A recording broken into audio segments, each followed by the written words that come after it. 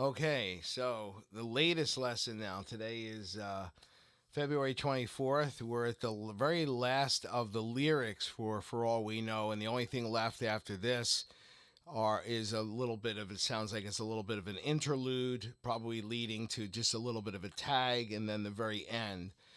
Okay, so if we just kind of go to the last thing that you learned, which is just a bit before this. If I scroll back, we come and go, we come and we go, we come and we go.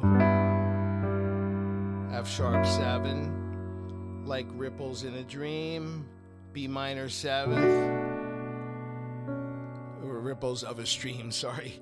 What I was saying to you here at the lesson was feel free to just, when you feel comfortable, to just go up and do things an octave higher, just to offer some variety. So when you do like the D over E for stream, maybe instead of doing it here, you could go up here and then the E as well, just to offer some variety. And keep it nice and slow. Don't rush. Now, here we come to the new stuff. All right, so love me.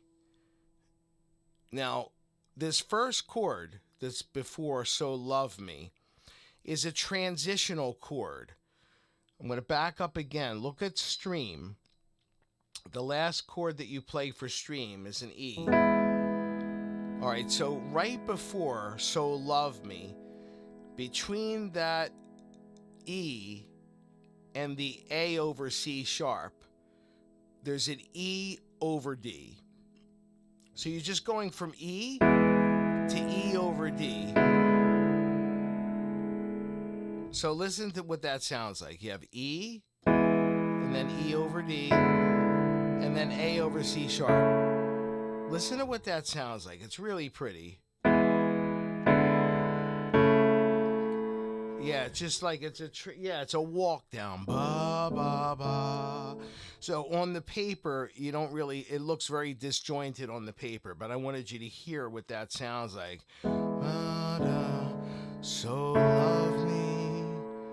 So that's your little transition there. So let's move back here. So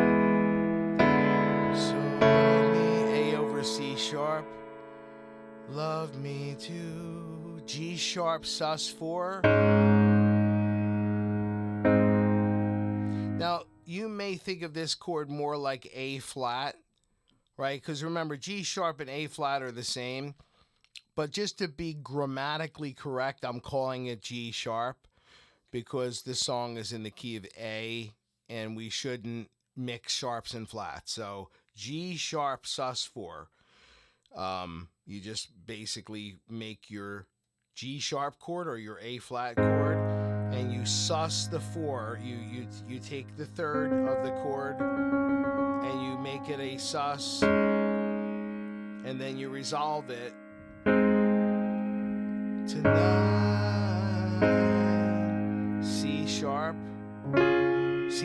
major, which is interesting. It's really one of the clever things in this song. The use of majors where you would expect a minor to go. Tomorrow was made. On made, it's C sharp over F. For some, F sharp. B minor. E over C sharp. F sharp over D. That should be familiar. That's used a lot in the song.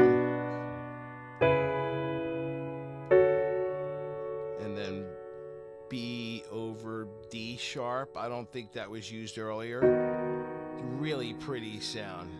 Beautiful sound. And then D over E. And then C sharp over F. And then F sharp minor.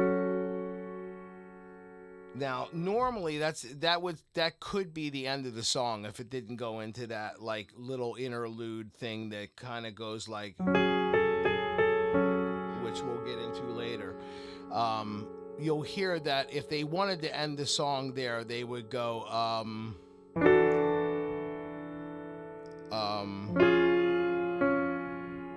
they wouldn't go to this chord right there because that leaves it open to not close.